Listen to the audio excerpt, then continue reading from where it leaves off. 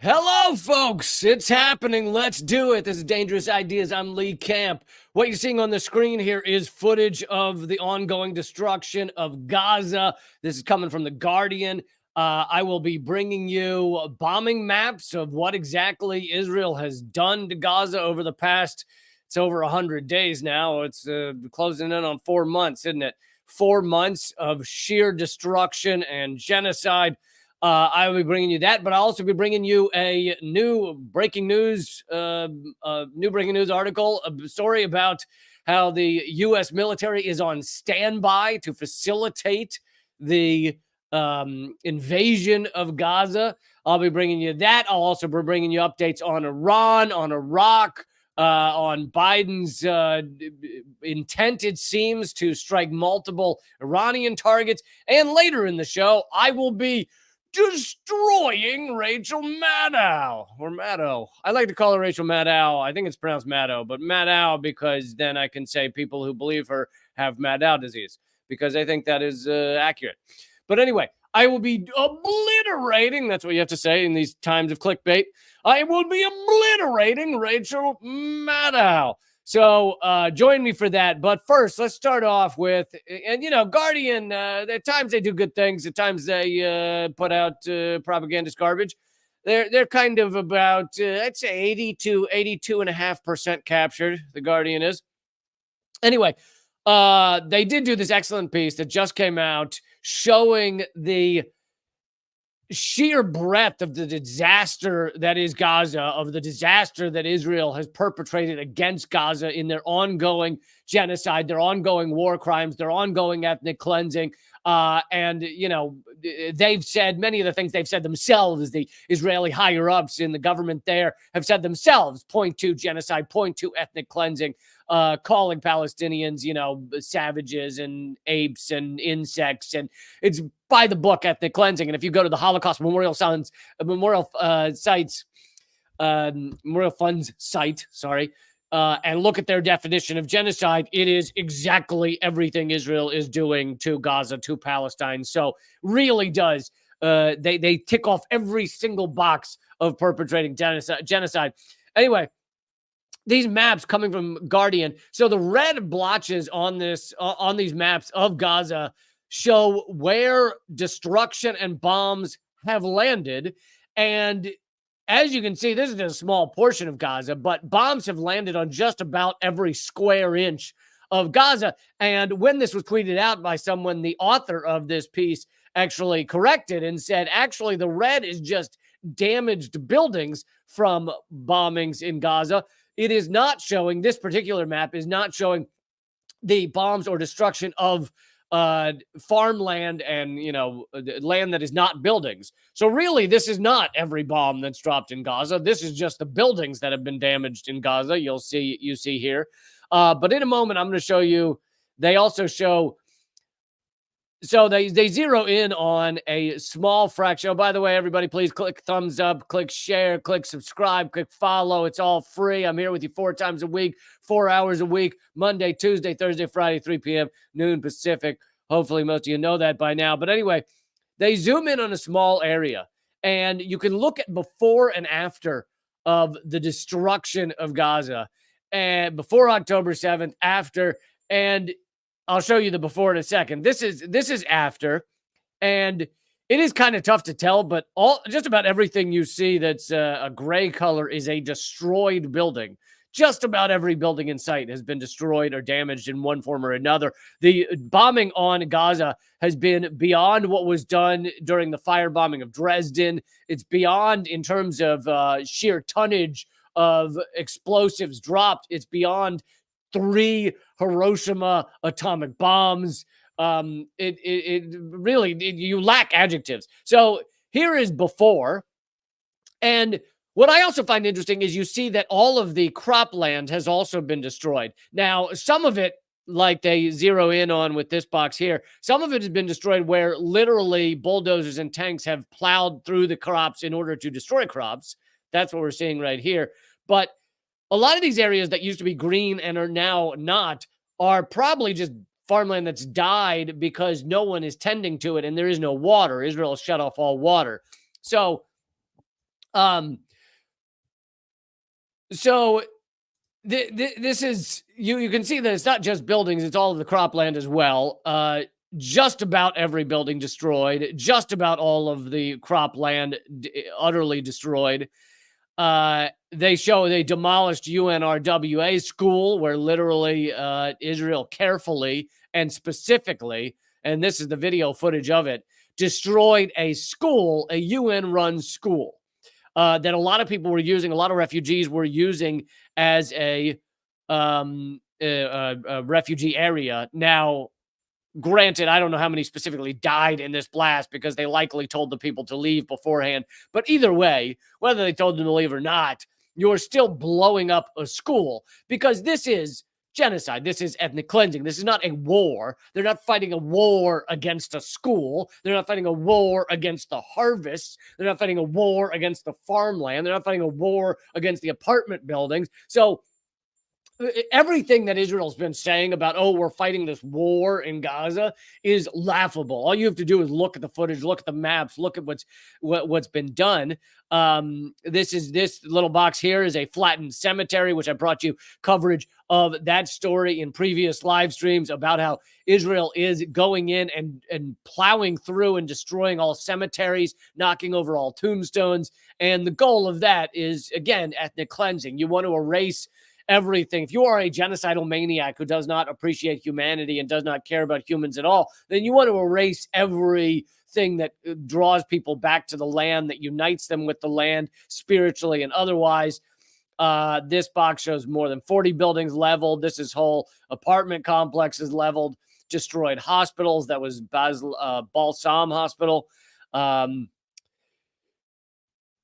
This is a video of a car driving through showing the just sheer rubble of the entire area, entire society.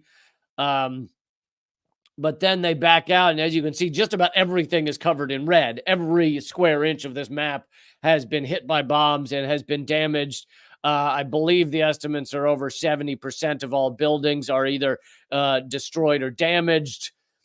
They show more passive armored vehicles over farmland designed to destroy the farmland, destroyed orchards, just everything.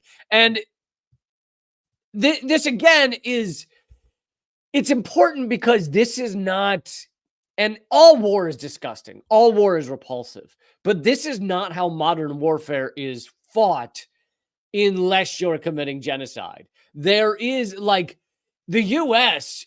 has crazy blood all over our hands. I mean, we're also committing this genocide with Israel as well. So, but I'm putting that aside. We have crazy blood on our hands. We have killed over 6 million people with our wars of terror over the past 25 years. But still, there's very little of what you're seeing here done by the U.S. military. I'm not saying the U.S. military is fine, but they don't go and plow farmland. They don't go and blow up schools intentionally. Now, there are obviously, considering the U.S. just rains bombs down on various areas, there are definitely times when these areas are when schools are blown up by the U.S. military. But this is aiming for schools. This is aiming for medical centers, for hospitals. I brought you footage on the last live stream of the IDF dressed up as doctors going into hospitals and murdering people in their beds. That was on Tuesday's live stream. And again, by using that example with the U.S. military, I wasn't trying to say the U.S. military is not at fault for this, is not supporting this genocide. Absolutely, they're supporting it. And I'm about to bring you more, in fact, a breaking news story on the U.S. troops on the ground, actually on standby to facilitate an invasion of Gaza. So, yeah, this is a U.S.-backed genocide in all ways. So anyway, if you want to see more of these bombing maps, they're all over at The Guardian. Really showing you every area of this incredibly densely populated Gaza Strip just obliterated by this ethnic cleansing campaign of Israel. And I think everyone should know what's being done there, should be talking about it, because there's no way to defend it any longer. I mean, there really wasn't a way to defend it about 2 days after October 7th. There wasn't a way to defend the Israeli apartheid state before October 7th. But still, those who continue to try and defend this, it really is a sad show of their lack of humanity, their lack of a moral compass. So let me now bring you that story. And remember, hang on for later, because later in this hour, I will be obliterating Rachel Maddow. So hang on for that. But I want to bring you this story of the U.S. military personnel. This is from The Intercept. Just came out yesterday or the day before. U.S. military personnel in Iraq put on standby to support ground involvement in Israel's war on Gaza. Boots on the ground near Israel have been told to be prepared to help with the invasion of Gaza. And this is a January U.S. Air Force personnel memo. So this is not October 9th. Even if it was, it would still be newsworthy. But this is a January U.S. Air Force personnel memo obtained by The Intercept, describes military orders to be on standby to forward deploy to support troops in the case of on-ground U.S. involvement in what they call the Israel-Hamas war, when in fact it's Israel's special genocide campaign. The standby order related to personnel deployed last year to Iraq. The January memo is the latest intimation of the Pentagon's preparations to support Israel in the wake of Hamas's October 7th attack. Days after the attack, the U.S. military reportedly put 2,000 troops on prepare to deploy orders for potential support to Israel, though from neighboring countries, orders that were confirmed by a procurement document obtained by The Intercept.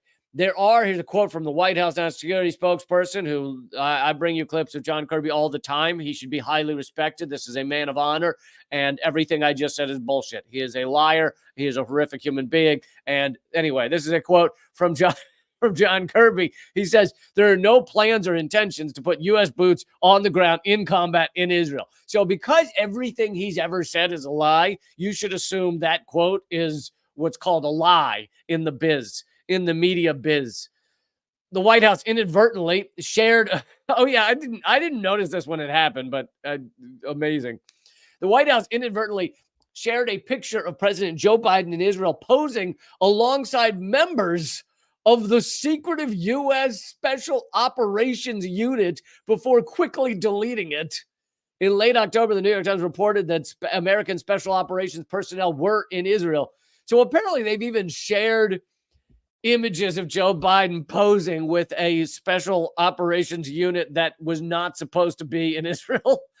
But so the U.S. is sending people over there. They're telling their people in surrounding countries to be prepared to help Israel in the case of invasion of Gaza.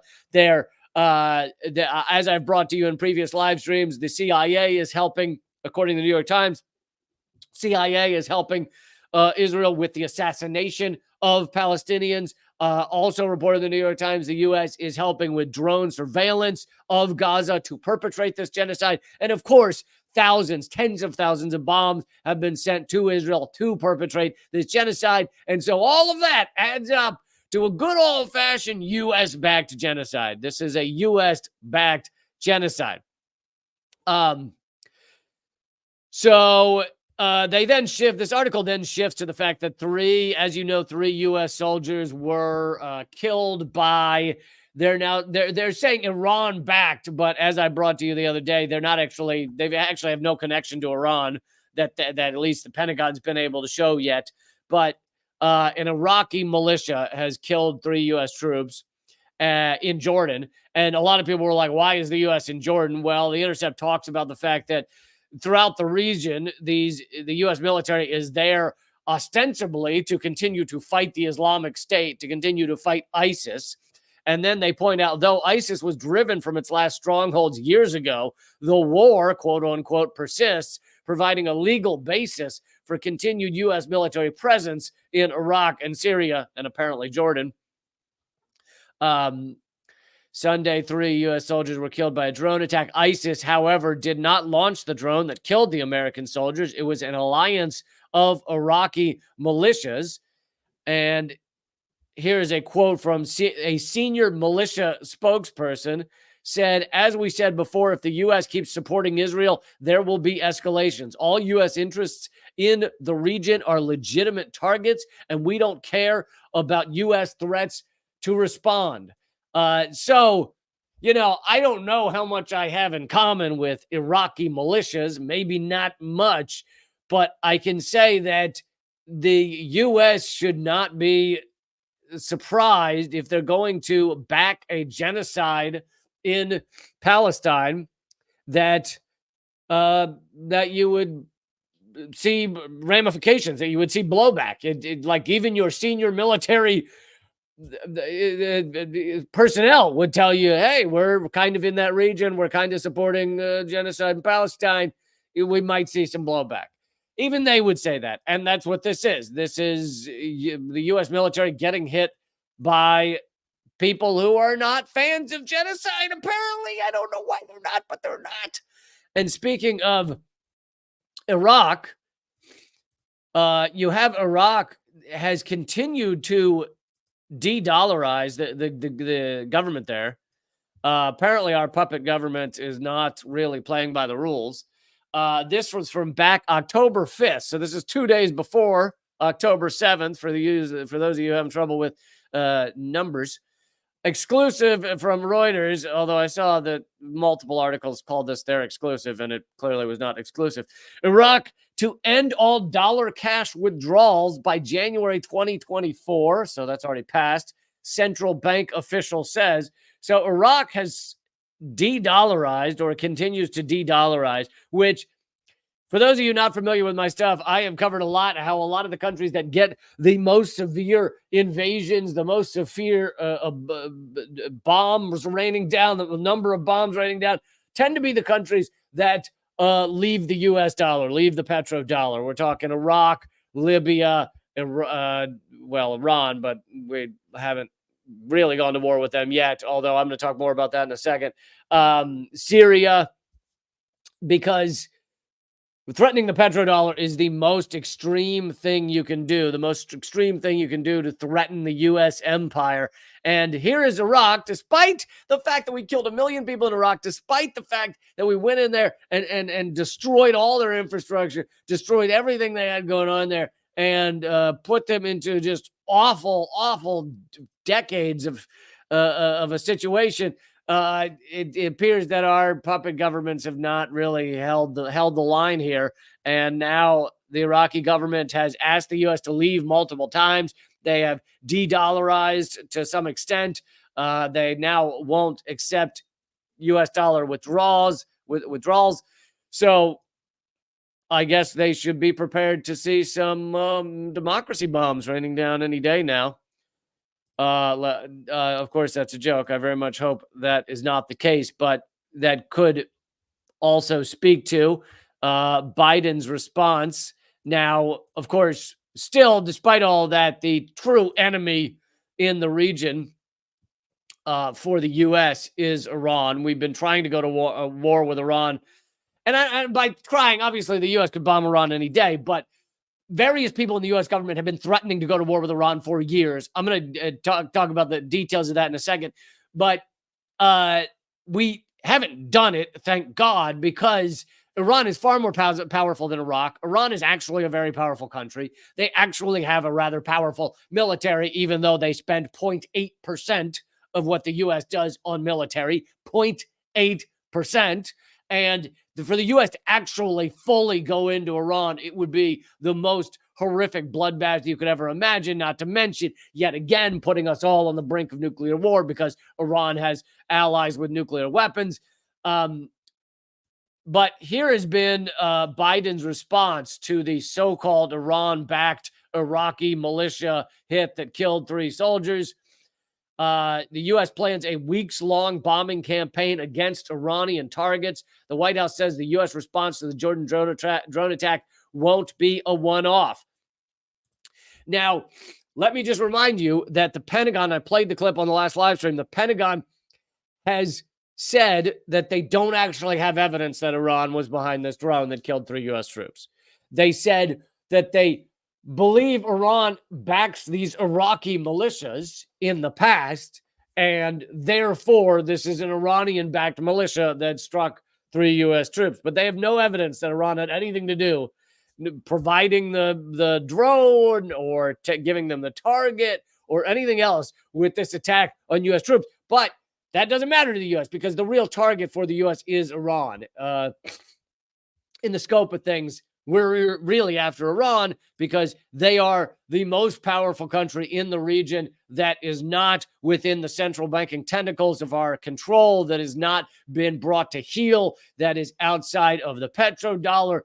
They obviously have tons of oil, but really it's that doesn't matter. That matters less because we want to steal the oil than it matters because they are one of the largest perpetrators of selling oil outside of the petrodollar. So that is the biggest thing upsetting to the U.S. And of course, the fact that despite the U.S. cooing them years ago, back in the 50s, they have undone that. They have largely, basically undone that coup. They are now outside for years now, decades now, outside of U.S. control.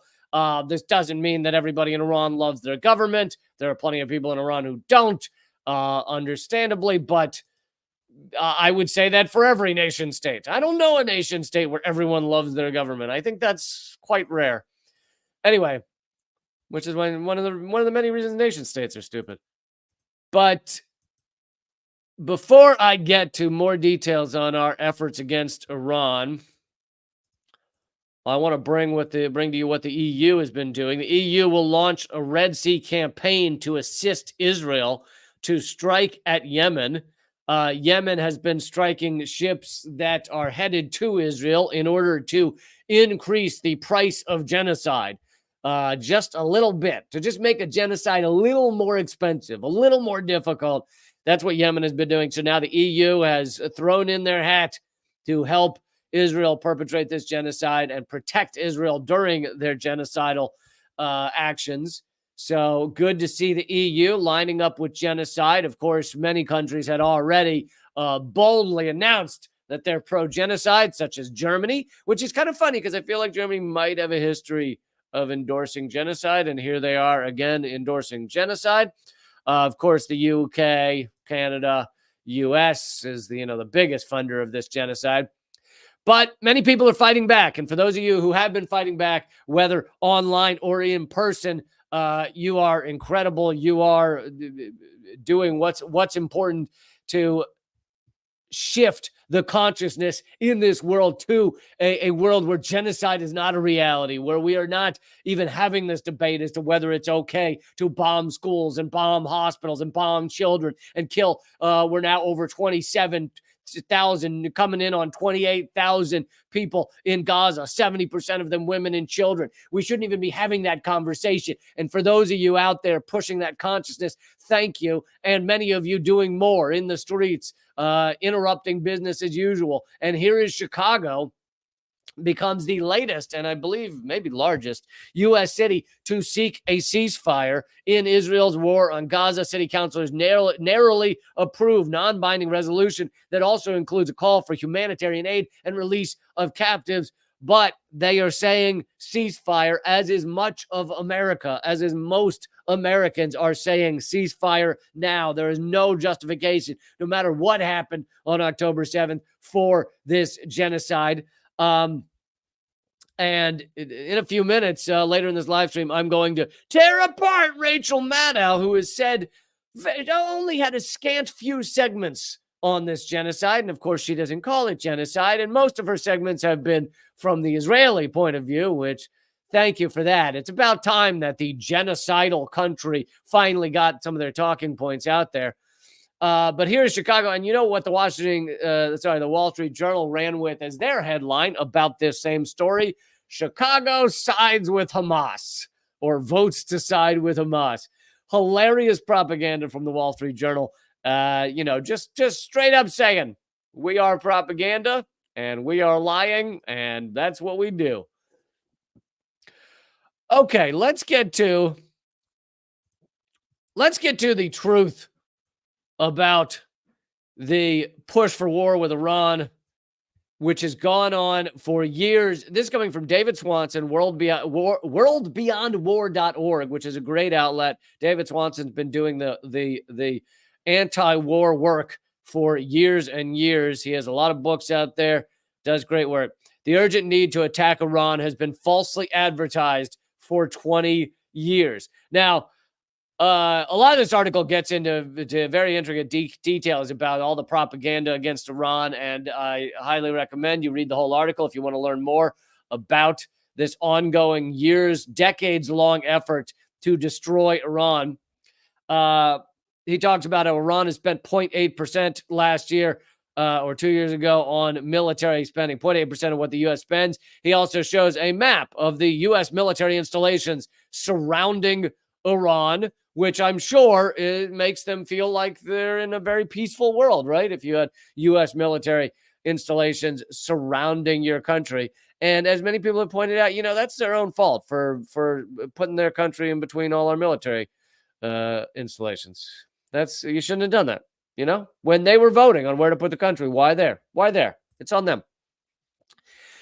By the way, everybody, please remember to share and leave a comment, leave a thumbs up. It takes 2 seconds, really does help my live stream, even though this is one of the most censored, I'm one of the most censored comedian commentators in America. You guys help a lot, and thank you to the tens of thousands that have been watching each of these episodes. You guys are amazing. For those of you who are new, thank you for being here. I can't do it without you. For all of my other information, go to linktree.com/Lee Camp. If you want to see my book or my podcast or my community where the biggest, awesomest fans get together and talk about what's important in this world, check all that out at linktree.com/Lee Camp. And to everybody locals, hello, you guys rock. You're the best. So the U.S. overthrew Iran's democracy in 1953 and installed a brutal dictator and a weapons customer. The U.S. gave Iran nuclear energy technology, keyword energy technology, in the 1970s. Following the Iranian Revolution, the United States aided Iraq in the 1980s in attacking Iran. So the U.S. was allied with Iraq, helped them attack Iran, gave Iraq chemical weapons to attack Iran with. Then we insisted Iraq had chemical weapons later after 2001 because we no longer were allied with Iraq. They had gone outside the petrodollar. We didn't like them anymore. And so we said they have chemical weapons. Now, we thought they did partially because we gave them chemical weapons. But as many of the weapons inspectors would tell you, they had gotten rid of all their chemical weapons because they were told to, and they didn't want to be invaded. But the U.S. did it anyway. And the U.S. knew, at the time, the U.S. knew they were lying. The roots of a Washington push for a new war on Iran can be found in the 1992 Defense Planning Guidance, the 1996 paper called A Clean Break, a new strategy for securing the realm, the 2000 Rebuilding America's Defenses, and the 2001 Pentagon memo described by Wesley Clark about invading 7 countries in 5 years: Iraq, Libya, Somalia, Sudan, Lebanon, Syria, and Iran. In 2000, the CIA gave Iran nuclear bomb plans in an effort to frame it. This has been well documented. It was even reported on by James Risen at the New York Times. The CIA gave nuclear weapon information, plans to Iran in order to frame it. Jeffrey Sterling went to prison for allegedly being Risen's source. So the leaker goes to prison. You guys are familiar with that. Julian Assange, even though he's not a leaker, he's a publisher, but nobody involved in the scheme was ever punished in any way. So the CIA does horrible shit. Then the person who reveals it goes to prison. Same with CIA officer John Kiriakou. He was the only one to reveal the CIA's torture program against the Geneva Conventions. He reveals it to the press, and then he is the only one to have ever gone to prison for the CIA's torture program or anything connected to it. He was not involved in it. He just revealed it. In 2010, Tony Blair included Iran on a list of countries that he said Dick Cheney had aimed to overthrow. For many years, the U.S. has labeled Iran an evil nation, attacked and destroyed the other non-nuclear nations on the list of evil nations, designated part of Iran's military a terrorist organization. By the way, that is one of the best pieces of propaganda the U.S. has done is by designating part of Iran's military as a terrorist organization. You can now justify all kinds of sanctions and aggressions and belligerence and they're terrorists. Which, of course, the biggest terrorist entity on the face of the earth is the U.S. military. I mean, you have to be a genius to know that. The U.S. Drops tens of thousands of bombs every single year. You know how many bombs China dropped last year? 0. You know how many bombs they dropped the year before that? 0. You know how many bombs they dropped the year before that? 0. You know how much they spend on military? A tiny fraction of what the U.S. spends. You know how many bases China has, military bases outside of China? One. I think they might be adding another, though, so it might be 2. Meanwhile, the U.S. has 800 to 900 military bases around the world. Okay, so let's see. They falsely accused Iran of crimes, including the attacks of 9/11. They murdered, I don't know if you remember that. There was a brief period where they said Iran had committed 9/11 or worked to commit 9/11. They murdered Iranian scientists. Much of that has been Israel, but of course done with U.S. help and approval. The U.S. has funded opposition groups in Iran, including some of the U.S. That the U.S. also designates terrorists. Some of the groups that the U.S. has designated terrorist groups, the U.S. has also helped fund because they were against the current Iranian leadership. And so we were funding organizations in Iran that we considered, or at least labeled, terrorists. The U.S. flew drones over Iran, openly and illegally threatened to attack Iran, and built up military forces all around Iran's borders while imposing cruel sanctions on the country. And David Swanson didn't even mention that the U.S. assassinated with a drone bomb the top Iranian military general.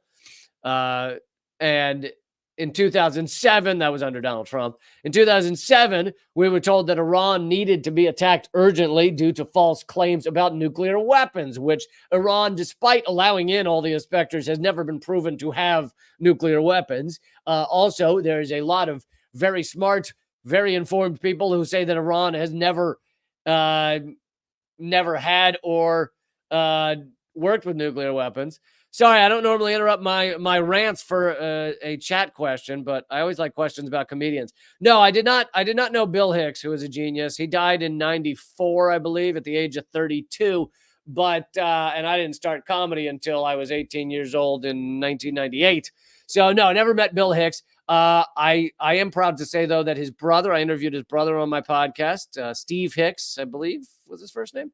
And I am proud to say Steve, in a separate interview, not when he was on with me, because people will, flatter you when they're speaking to you. But in a separate interview, he listed me as one of 3 comedians keeping that had the same, I believe he said, message and passion as Bill Hicks. So I'm very, very proud of that.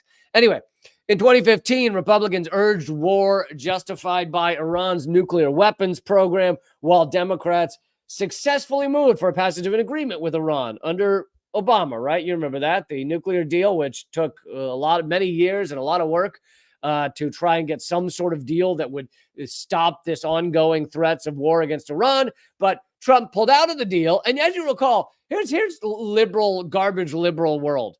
Trump pulls out of the deal. At the time, I believe, Rachel Maddow and the liberal world and all your liberal friends go, oh my God, Trump's out of his mind. He pulled out of that nuclear deal with Iran. He's just tearing up agreements. They were furious, right, at the time. Then Biden gets into office, could easily restart that process, could easily get back into an agreement with Iran, even though Iran would be like, you tear up your agreements. Why would we sign a deal with you? But still, he could have. Biden did none of that, right? Biden pushed for war. He's arguably pushed for war equal to or more than Trump. At least Biden hasn't assassinated any Iranian generals yet, but in 2015, Republicans urged war. Oh, I already did that part. The nuclear agreement. The agreement was not a treaty, though, and President Trump would later throw it out. But the damage of both sides falsely claiming that Iran had a nuclear weapons program was done. They've been claiming Iran has a nuclear weapons program for years and years and years, and it was not true. Not true. In 2017, whereas hilariously, while they've been doing all this, here's a secret. I'm going to reveal it. Oh, this is a deep, dark secret. I don't even know if I can say this on live stream. I don't know if I should do it, but I think I'm going to do it. Here's a secret. Israel has nuclear weapons. Oh, damn it. Did I let the cat out of the bag? Yes. Israel, of course, has nuclear weapons. Former government officials have said that, even though they were called traitors when they did. There's been other sources. The Pentagon, deep in some documents, even admitted Israel has nuclear weapons. Everyone knows Israel has nuclear weapons, but they don't admit it, because if they admitted it, then they would be inspected. And the U.S. and Israel making sure their nuclear weapons are not inspected. Whereas Iran, who does not have a nuclear program, it's like every 3 seconds, we need to inspect your non-existent program to see that it's non-existent. In 2017, the U.S. ambassador to the United Nations claimed that Iranian weapons had been used in a war that the U.S., Saudi Arabia, and allies were illegally and disastrously waging in Yemen. While that's a problem that should be corrected, it is hard to find a war anywhere on the planet without U.S. weapons in it. In fact, a report that made news the same day as the ambassador's claims pointed to the long-known fact that many of the weapons used by ISIS had once belonged to the United States. Okay, key point here, which also relates to our earlier stories about how the U.S. is technically in the region to fight ISIS, even though ISIS has been completely destroyed. Many of the weapons used by ISIS are American weapons. So in that way, you should say ISIS is U.S.-backed. I mean, they're using U.S. weapons. That's U.S.-backed. Okay. So why do we not call ISIS U.S.-backed ISIS? It should be. Yet every militia that the U.S. gets in a spat with is an Iranian-backed militia, right? Anything done to the U.S. in the region is Iran-backed. Iran-backed this, Iran-backed that. Anything Yemen does, they call Iran-backed. They're just yelling Iran-backed everywhere. Meanwhile, ISIS using U.S. weapons. Al-Qaeda using U.S. weapons. Al-Nusra using U.S. weapons. Many of these Al-Qaeda and Al-Qaeda offshoots were literally funded by the U.S. for a time when it was useful for us. So all of these should be called U.S.-backed. There should be U.S.-backed Al-Qaeda, U.S.-backed Taliban, U.S.-backed ISIS. Literally, years ago in the war in Afghanistan, the U.S., and this was reported by the New York Times and others, was paying the Taliban lots of money so that the Taliban would let them through the mountain roads where you basically had to use one road or you couldn't get through, paying Taliban lots of money so that the U.S. could fight the Taliban. So we'd pay the Taliban to let us through so we could fight them somewhere else. The U.S. was also paying warlords in Afghanistan to fight other warlords in Afghanistan. So all of it's U.S.-backed. The whole thing is U.S.-backed. Here's another secret. I really shouldn't reveal it. I don't. This is going to get me in big trouble for telling you this. But part of the reason the U.S. is backing all of these sides is because war is good for the U.S. All of these wars are good for the U.S. The U.S. is making money on them all. The U.S. economy is heavily war centered. If we had no war, the U.S. economy would just tank. But on top of that, we're going after all the countries that are going outside the petrodollar. So we've got to keep sanctions. Here's one of the biggest things is Iran is, like I said, the biggest, most powerful country that has gone outside the petrodollar, at least until a few years ago. Now Russia's doing it, China to some degree. So it's getting much bigger. But up to, let's say, 5 or 10 years ago, Iran was one of the biggest that had gone outside the petrodollar and had not been invaded because it was too powerful to be invaded by the U.S. So the U.S. needs to keep sanctions on them. We have to have, for any country going outside the petrodollar, we have to either crush them like Iraq, or we have to we have to sanction them to cocoon them away from the world economy, because that protects the petrodollar. So we've tried, and many would argue successfully, I guess, for a lot of it, to cocoon Iran, to keep them from being the powerful influence they could be if they were allowed free trade around the world outside of the petrodollar. Anyway, fun note there. President Biden came into office. I'm almost done with this, by the way. Came into office with the possibility wide open to restore the Iran agreement and pursue a better course. He did not at all. Of course, many in the U.S. government and military oppose attacking Iran, although key figures like Admiral William Fallon have been moved out of the way for saying that we should not attack Iran. Much of the Israeli military is opposed as well, not to mention the Israeli and U.S. people who are opposed to attacking Iran. But war is not clean or precise. If the people we allow to run our nations attack another, we are all at risk. Yeah, because they're all psychopaths that run these countries and that run the U.S. and Israel. And war is good for the U.S. So anyway, that concludes my analysis of how long we've been after Iran and what is really behind these strikes. However, now, actually, I got to do one more story before this, but in a minute, I'm going to obliterate Rachel Maddow. Or Maddow. All right. But before I bring you that, this is too important a story to skip. By the way, everyone, click thumbs up, click subscribe, click all that good stuff. Also, if you want to get a head start soon, this live stream will just be at rumble.com/LeeCamp, as well as my locals page. So, another U.S. coup has now been completed. Former Pakistani Prime Minister, hugely popular former Pakistani Prime Minister Imran Khan, was handed a 10-year jail sentence. But that's not all. The day after he was handed a 10-year jail sentence, he was handed a 15-year jail sentence. Pakistan's imprisoned Imran Khan is convicted again days after the last time. 14 years. Sentenced to 14 years in prison the day after he was sentenced to 10 years in prison. They also have sentenced his wife. And these are all for bullshit charges. And now, here's the thing. Before there was any proof, many of us who were always right, those of us who were always right, those of us who are always accurate about all these things, we said, this coup against Imran Khan seems a little too convenient for the U.S. The U.S. is anti-Russia. The U.S. is trying to sanction Russia into oblivion, created the proxy war to go at Russia, etc. At exactly that time, Pakistan was continuing to stay cozy with Russia and actually was working towards more deals with Russia. Even after the proxy war started, Pakistan did not give in to the pressure from the U.S. for sanctions against Russia. So all of a sudden, there's a coup against Imran Khan. The legislature, parliament, votes him out due to, mysterious charges that they've made up. He then runs around the country for several months demanding a new election. He wasn't even demanding his office back. All he was demanding was a new election. He's shot once, by the way, during that time, survives it.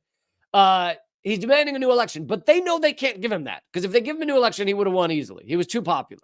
So they have to find a way to not just take him out of office, which they had already done. They have to find a way to stop him from running. So they then arrest him. They then bring bullshit charges against him. And now he's been convicted of those charges for 10 and 14 years.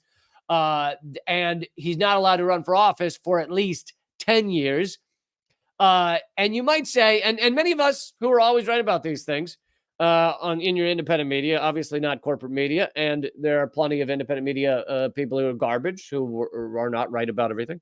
But for the tiny handful of us who are always right, we didn't have any proof that it was the U.S. connected to this. We just knew the U.S. is connected to this. But then, luckily, there was a leaker, and we now have the proof. Again, from The Intercept, secret Pakistan cable documents show the U.S. pressure to remove Imran Khan. I'm not going to go through all this because I actually did it in a live stream many months ago.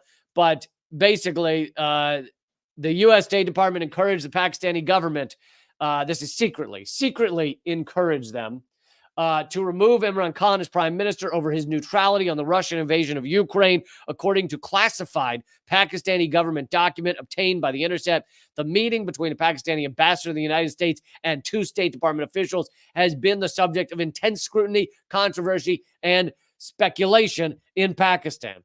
So we now, thanks to a whistleblower, thanks to a leaker, know and can see evidence that the U.S. went to Pakistan, U.S. officials went to Pakistan and basically said, if you don't get Imran Khan out, we're going to cut all of our quote unquote aid. We're not going to support you. You guys are royally effed if you don't get Imran Khan out. And so with that pressure, the parliament, and there probably were some bribes involved as well. But I mean, threatening to take away billions of dollars is the same as bribing. It's saying, we will give you billions of dollars if you do this. If you don't, we will take it away. So it's the same as bribing.